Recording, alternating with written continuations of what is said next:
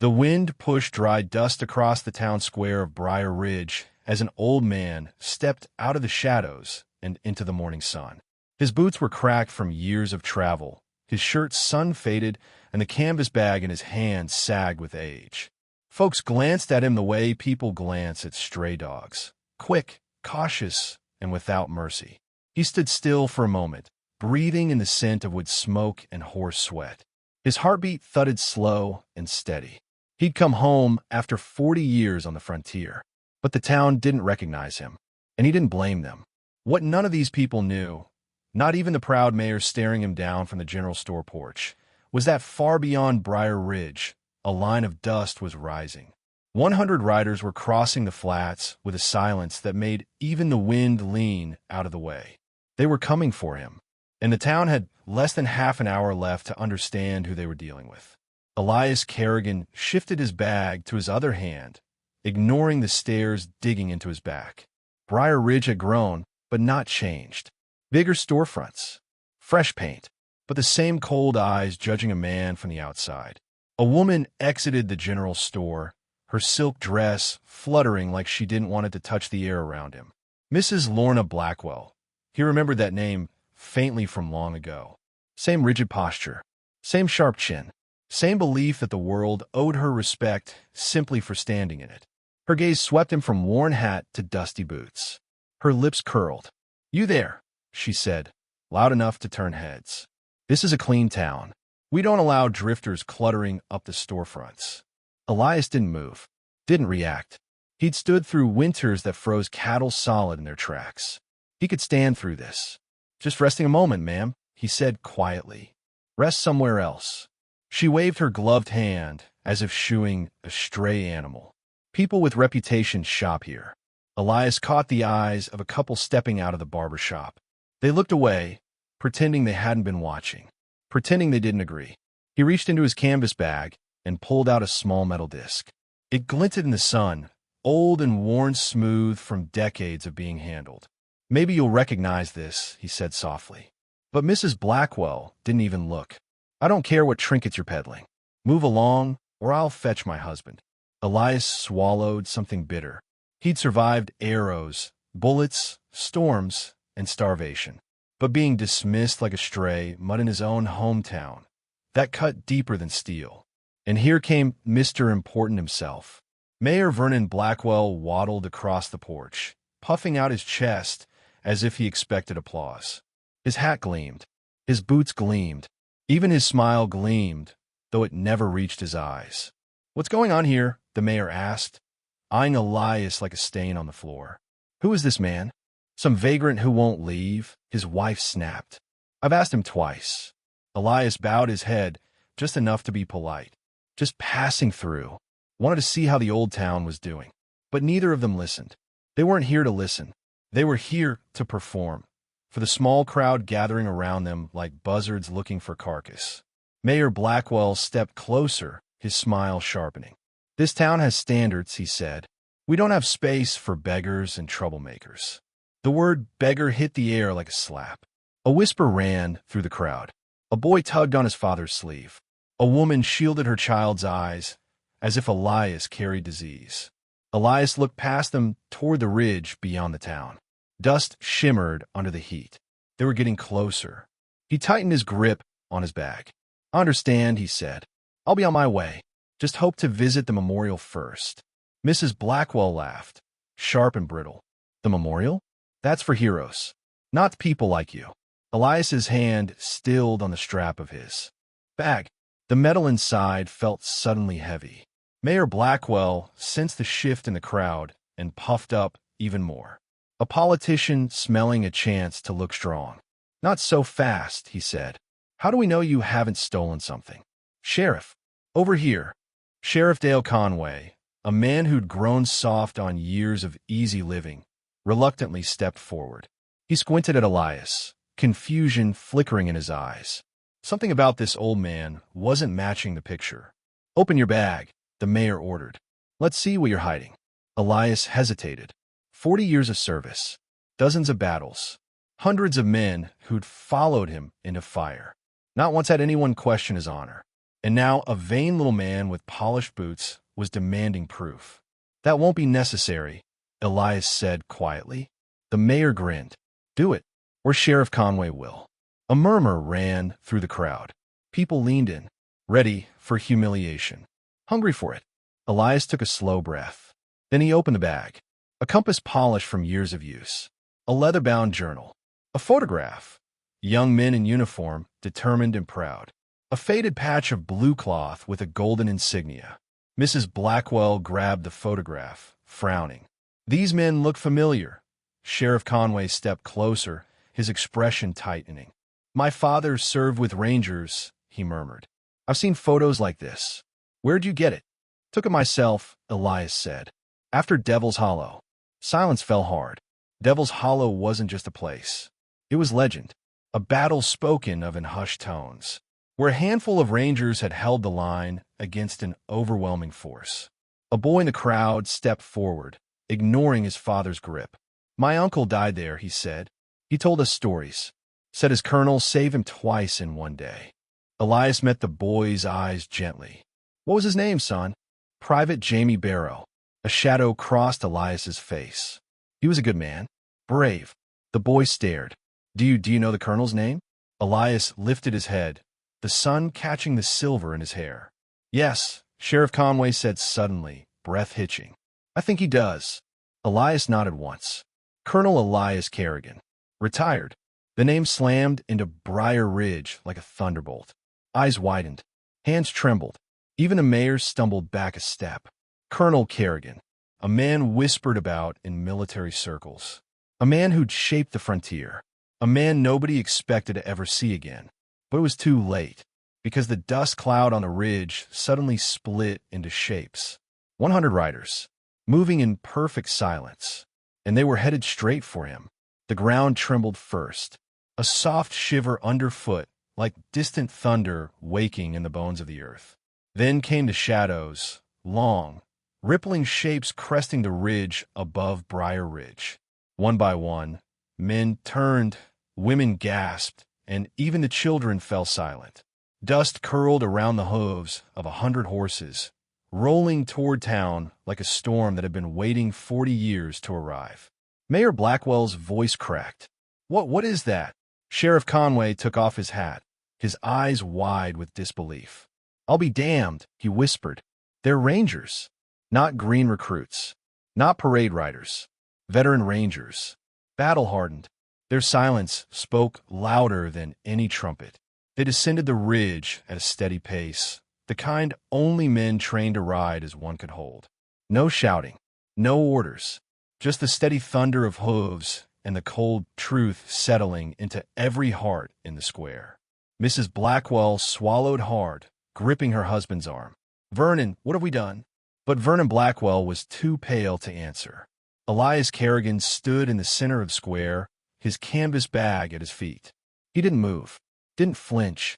He simply watched the formation close in, as if greeting old memories he'd tried to bury. The Rangers reached the edge of the square, and then they stopped as one. 100 horses planted there, hooves at the exact same moment, kicking up a cloud of dust that drifted like smoke over the stunned townspeople. A man dismounted from the lead horse. Tall, gray-haired, a deep scar across his cheek. He walked with the deliberate calm of someone who had nothing left to fear. Captain Maraxton Holt, the last man alive who had served beside Elias from their first campaign to their final stand. He approached the mayor first. "Sir," he said quietly, "we're looking for Colonel Elias Carrigan. Came to escort him." Mayor Blackwell's mouth moved, but no sound came out. He pointed, trembling, toward the man they just mocked and threatened. "There," he croaked. "That's him." The Rangers turned as one, every pair of eyes locked onto Elias. Captain Holt approached him with slow, steady steps, and then he saluted. A crisp, perfect salute. One carved from respect, not routine. The moment Holt's hand rose, 100 riders swung out of their saddles and saluted too. The air in the square changed, shifted, hardened into reverence. Elias returned the salute, his old arm stiff but sure. "At ease," he said quietly. The Rangers lowered their hands but stayed alert, their posture radiating loyalty. Elias felt their presence settle around him like an old cloak he'd forgotten the weight of. Captain Holt stepped close enough for Elias to see the lines around his eyes. "Colonel, you didn't think we'd let you walk into your hometown alone, did you?" Elias allowed himself the faintest smile. "Knew you boys would show up eventually." "Eventually?" Holt chuckled. "We rode 3 nights straight when word came you were traveling east." Elias blinked, surprised. "Word came from who?" Holt jerked his chin toward the crowd. "Private Barrow's nephew sent a letter. Said he thought he'd seen a man who looked like you. Figured it was worth checking." Young Billy Barrow stepped forward then, small, nervous but brave. "Sir," he said softly, I wasn't sure it was you. I just hoped." Elias nodded once. That hope saved this town's pride, boy. And that was when the mayor found his voice again. Thin, shaky, desperate. "Captain Holt, surely you understand," he stammered. "We didn't know who he was." Holt's gaze snapped to him. Sharp, cold. "And what does who he is have to do with how you treated him?" The question landed like a whip. A few townspeople flinched. Mayor Blackwell stammered uselessly, sweat gathering on his brow. "Well, if we had known, but you didn't," Holt cut in, voice low. "You judged a soldier by his boots." Mrs. Blackwell's voice cracked like breaking glass. We thought he was a beggar." Elias glanced at her, not angry, just tired. "A man is more than his coat," he said quietly. Holt stepped closer to the mayor, his presence suddenly towering. "Colonel Carrigan is one of the most decorated officers in frontier history. This man," he pointed to Elias, "saved more lives than everyone in this square combined." Gasps rippled through the crowd. Sheriff Conway cleared his throat. "Colonel, forgive us," he murmured. "We didn't know." Elias held his gaze for a long, heavy moment. "Then this is your chance to learn." Captain Holt turned back to Elias. "Sir, Fort Sterling requests your presence.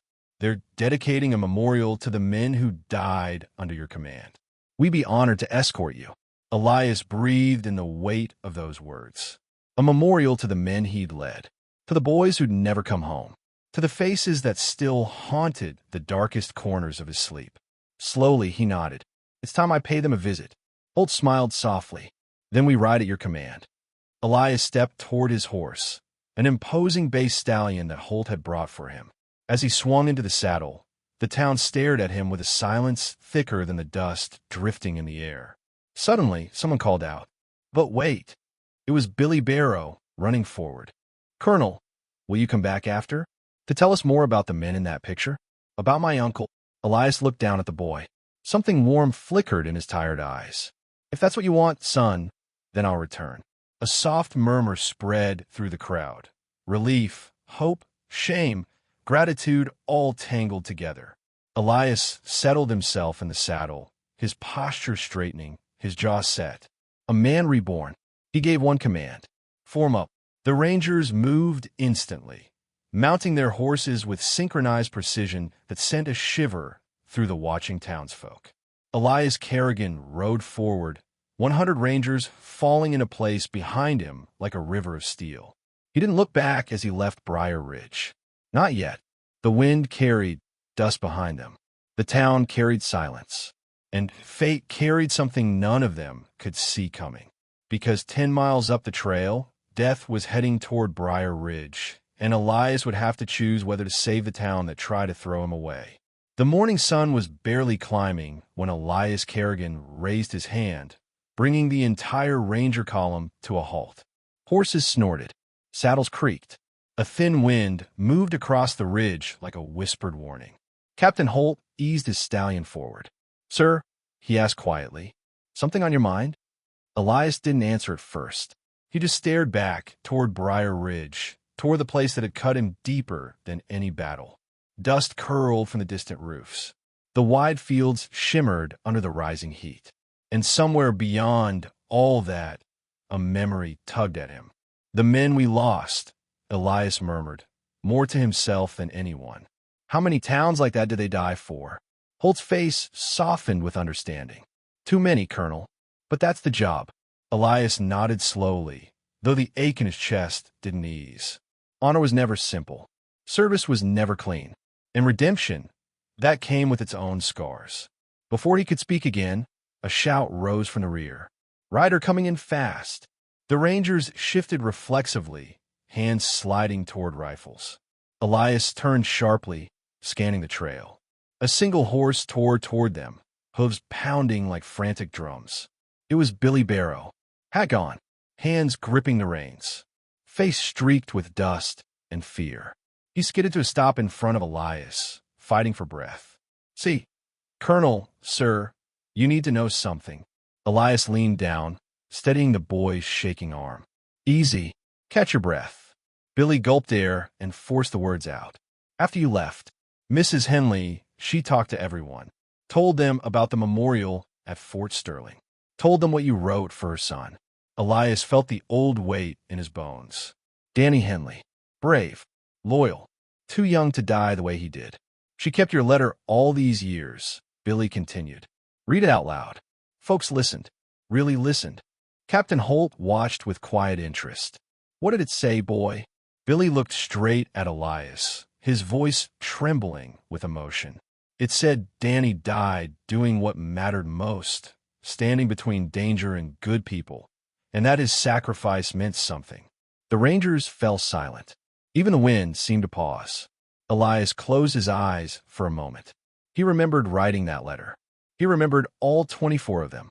Then Billy swallowed hard and added, "Mrs. Henley said, 'The town doesn't deserve you, but maybe it needs you.'" Elias' jaw tightened. It was the closest thing to forgiveness he'd heard in decades. But before he could respond, another sound reached them. A terrible sound. Hoofbeats. Heavy. Fast. Wrong. Elias' eyes snapped toward the northwest ridge. Dust boiled up like a storm. 30 riders. Bandanas covering their faces. Rifles slung low. No formation. No rhythm. Captain Holt cursed under his breath. "Donovan gang." Sergeant Tate rode forward, urgency sharp in his voice. "Colonel, they're heading straight for Briar Ridge. If they hit that town, they'll slaughter anyone in sight." Holt finished. "They've done it before." Elias's chest went cold. The same people who shamed him, spit at him, judged him. Innocent children among them. Billy among them. He turned to the boy. "You ride hard back to town," Elias instructed. "Tell Sheriff Conway to get every family into the church. It's the only building that'll hold." Billy's eyes widened with fear. "For how long?" "As long as it takes." The boy nodded, spun his horse, and raced back toward town. Elias watched him go, then turned to Holt. "Marcus, this fight is mine. You and the men don't need to," Holt almost laughed. "Sir, with respect, you don't get to decide that." Rangers around him straightened, readying rifles and checking saddles. Sergeant Tate spat into the dust. "Some fights are worth bleeding for, Colonel. Doesn't matter who's watching." Elias felt something shift in him. Something heavy. Something old. These men didn't follow him out of duty. They followed him because they believed in the man he tried to be, flawed as he was. He drew a long breath. "All right, then." He turned his horse toward the ridge where the Donovan gang thundered closer. "Let's show them why Rangers still hold this frontier." They charged, not with shouts, not with war cries, but with the same fierce silence they'd entered town with, silent men riding for deadly purpose. The prairie blurred under their hooves. Wind whipped coats against their bodies. Dust burned their eyes. Ahead, the Donovan gang spotted them. At first the outlaws tried to speed up. Then they saw the line forming behind Elias, 100 trained riders splitting into attack columns. And fear broke across their formation. "Hold steady," Holt barked. Elias raised his arm. The old signal. The one he hadn't used since Devil's Hollow. "Brace!" The Rangers shifted instantly. Donovan rifles flared. Bullets cut the air. One clipped Elias' sleeve, burning hot across his skin. He didn't slow. At 50 yards, Holt's voice cracked like lightning. "Return fire." Rifles thundered in a hard, deadly rhythm. Donovan riders dropped from their saddles. Horses reared. Chaos exploded. Elias pushed through the thick of them. Calm, sharp, unshaken. A rifle butt to the jaw of one outlaw. A shot to the hand of another. A quick disarm of a third. In minutes, the fight was over. The Donovan gang was finished. 8 Rangers were injured. None were dead. Elias looked around at his men, bruised, bloodied, but standing tall. Captain Holt wiped dust from his face. "Town's in the clear, Colonel." Elias stared toward Briar Ridge. Fluttering smoke rose from chimneys. Families waited in fear. A whole community held its breath. He touched their reins. "Then let's go home." They rode into Briar Ridge not like outcasts, not like unwelcome strangers, but like men who had just saved every soul in that valley. The square filled with townspeople, their faces washed with realization and shame. Mothers held their children close. Fathers lowered their hats. Old men wiped their eyes. Sheriff Conway stepped forward, shaking. "Colonel, we owe you more than we can say." Elias dismounted, his boots settling onto the dust of his childhood home. "You owe me nothing," he said quietly. "Just treat the next wanderer better than you treated me." Mrs. Henley stepped through the crowd. Her eyes were wet. Her hands trembled. "Colonel," she whispered, "Billy told us what you said about the worth of a man." Elias bowed his head. "Yes, ma'am." She smiled through her tears. "Well, today we saw exactly who you choose to be." And for the first time since stepping into Briar Ridge, Elias felt a strange, old warmth settle in his chest. Belonging. Not forced. Not begged for. Earned. Gently, Mrs. Henley held his arm. "Will you visit the memorial now, Colonel? Those boys, they'd want you there." Elias exhaled slowly. "Yes, ma'am. I think they would." The sun dipped low behind Briar Ridge as the last of the wounded rangers were tended to, and the dust of battle settled across the valley. The square slowly emptied, families guiding their children home, voices hushed as though the town itself was afraid to speak too loudly in the presence of the men who had saved them. But Elias Carrigan didn't follow the others toward rest or supper. He stood alone near the church steps, one hand resting on the carved railing, staring at the horizon where the prairie stretched out like an old memory. Captain Holt approached quietly. "Should get that arm looked at," he murmured, nodding at the torn sleeve where the bullet had grazed him. Elias barely glanced down. "It'll keep." Holt studied him for a long moment. "You're thinking about leaving." Elias didn't answer. He didn't need to. Holt had known him too long. "You don't owe these folks anything," Holt continued. "What they said today, what they did, no man forgets that easy." Elias rubbed his thumb along a worn scratch in the wooden rail. "It wasn't the town that shamed me, Marcus. It was what I felt." He paused. "The disappointment." Holt's expression softened. 40 years changes folks, Colonel. Some for the better, some for the worse. But today showed they can still learn. Elias sighed, heavy as iron. "Maybe." But even as he spoke, footsteps approached behind them.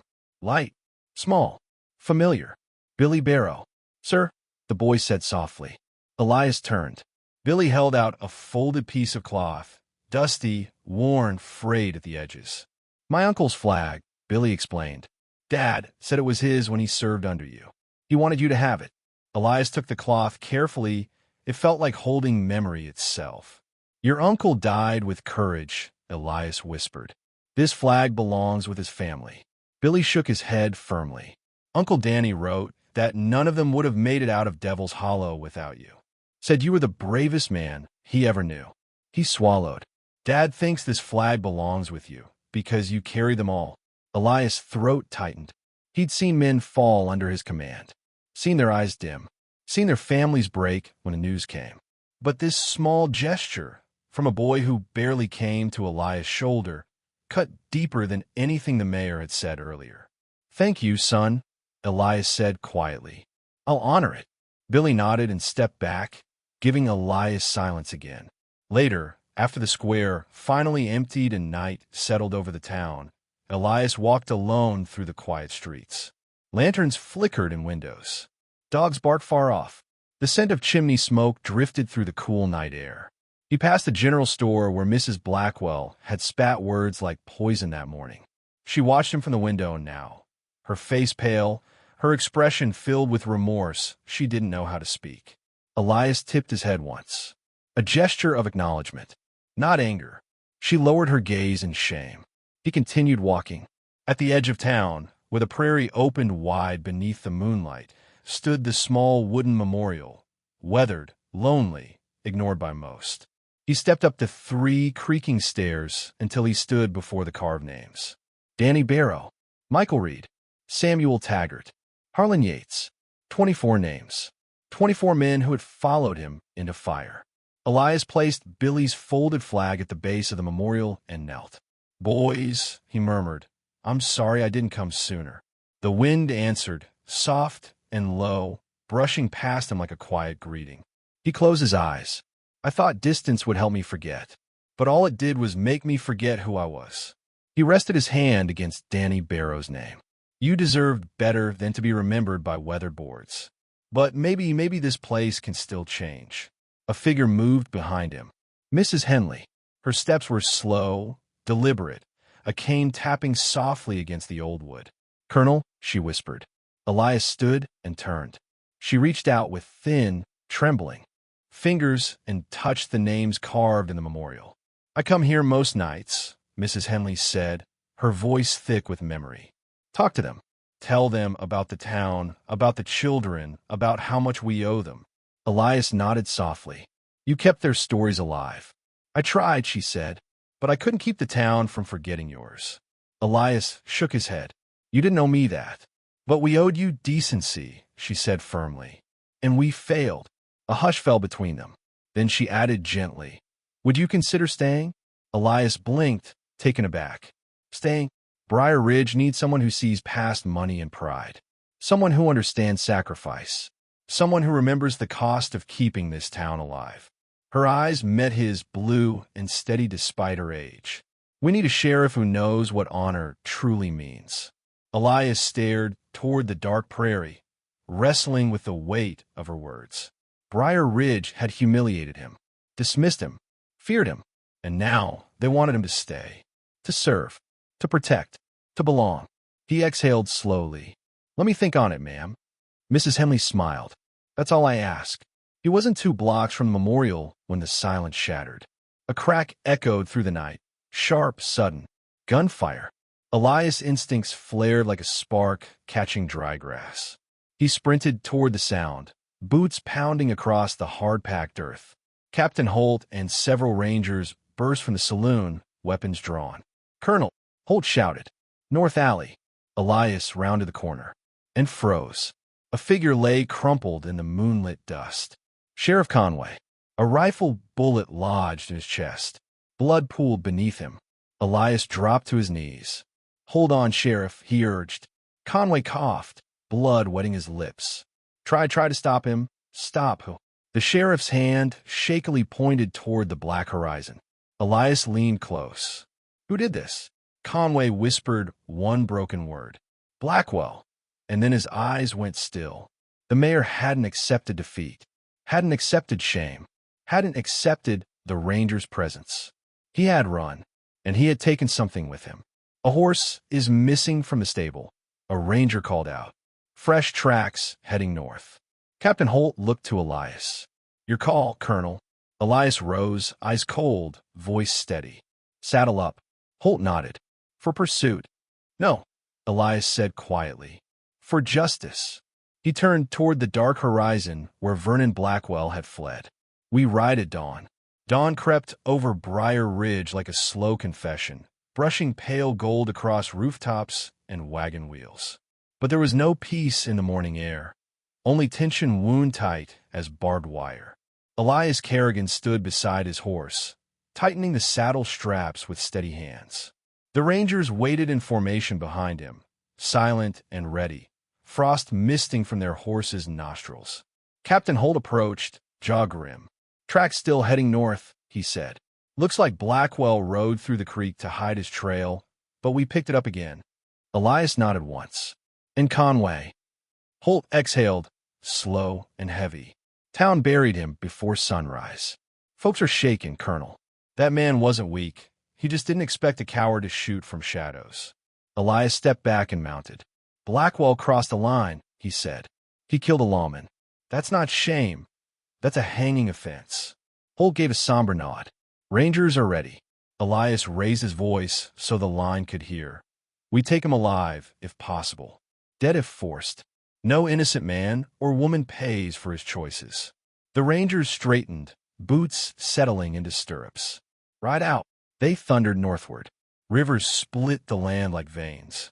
Tall sage brushed their legs. Dust rose behind them in a long, thin trail.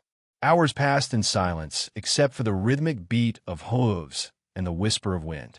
Elias rode at the front, old wounds aching beneath his coat, jaw tight with a purpose sharper than steel. He wasn't chasing revenge. He was chasing justice. And justice rarely came gentle. Captain Holt pulled up beside him. Think Blackwell's acting alone? No, Elias muttered. Cowards don't flee unless someone's waiting. Holt frowned. You mean Donovan's men? The ones who escaped yesterday, Elias said. 3 broke off before we finished the fight. I doubt they ran far. Holt shook his head. Town's in no shape for another fight. Then it's good we're handling it out here. By noon they reached a narrow canyon cutting through the hills. Jagged red rock rising like broken teeth. Tracks led straight inside. Sergeant Tate pointed. He rode in there, sir. Fresh prints. 1 horse. Elias scanned the shadows. Canyons were dangerous. Too many places to hide. Too many blind bends. A perfect place for an ambush. Holt eased his rifle up. Want to circle wide? No, Elias said quietly. We go slow. Watch the high walls. Donovan's boys know terrain like this. He took a long breath. Stay tight. Eyes open. The Rangers entered the canyon single file, echoes of their hooves bouncing off the stone like distant ghosts. Sunlight barely reached the floor, just thin streaks of gold shimmering across shale. Then Elias stopped. A horse stood near a rock outcropping, reins dragging in the dust. No rider. Sweat covered its flank. Blackwell abandoned him, Tate said. Means he's on foot now. Elias dismounted. Spread out. Keep low. Rangers moved to cover, rifles raised. They found the first outlaw minutes later, slumped against the canyon wall, a deep wound across his chest. Blood had dried in thick streaks. Captain Holt crouched beside the corpse. Shot, he muttered. Close range. Elias' jaw hardened. Blackwell. Holt looked up sharply. You're saying he killed his own ally?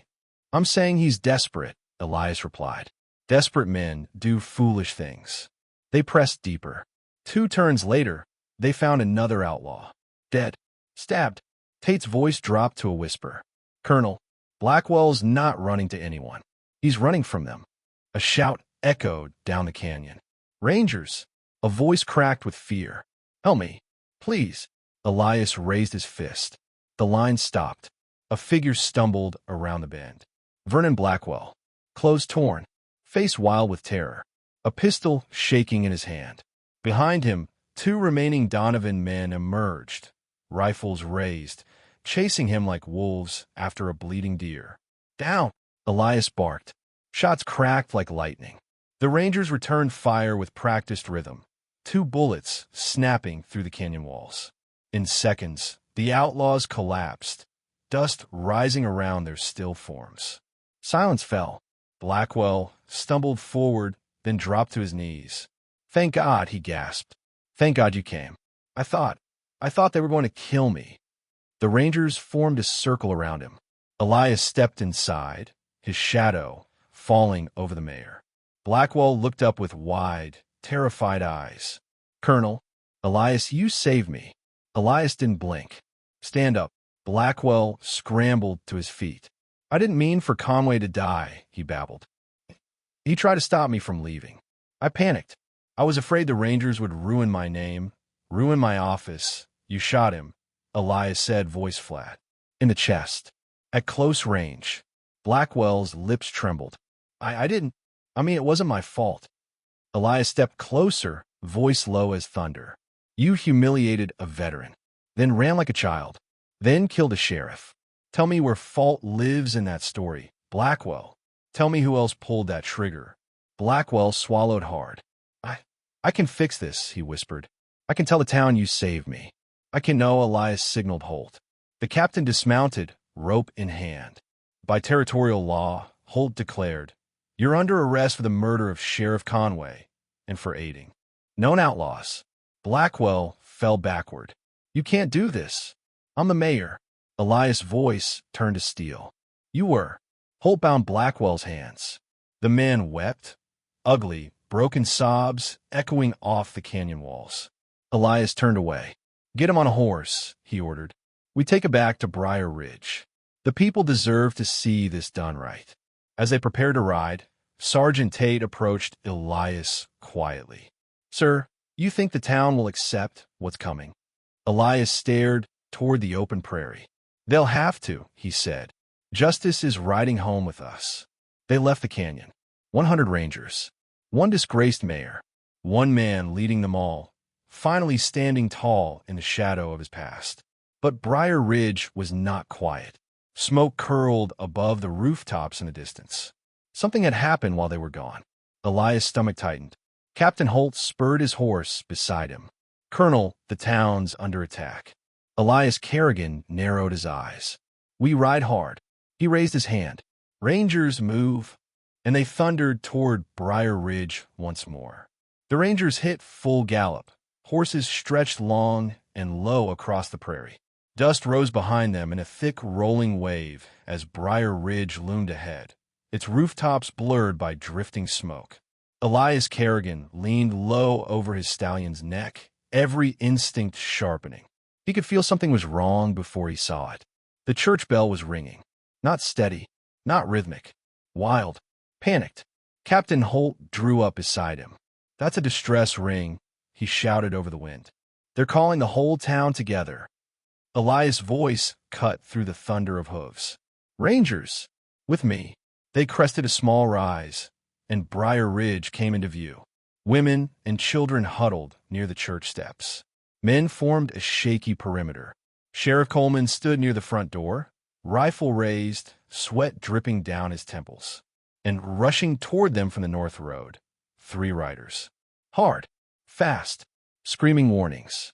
The moment the town saw the Rangers behind Elias, cries rose, fear shifting into desperate relief. "They're back. The Rangers, thank God." Colonel Carrigan returned, but relief vanished as a deeper rumble shook the earth. A roar, a wall of dust, a storm of hooves. 50 outlaws. The last splinter of Donovan's men. Reinforcements who'd come too late for their leader and were now hungry for blood. Captain Holt cursed under his breath. They cut through the valley. "That trail's hidden unless you know it," Sergeant Tate shouted. "They'll hit the town in less than a minute." Elias Carrigan saw it clear as sunrise.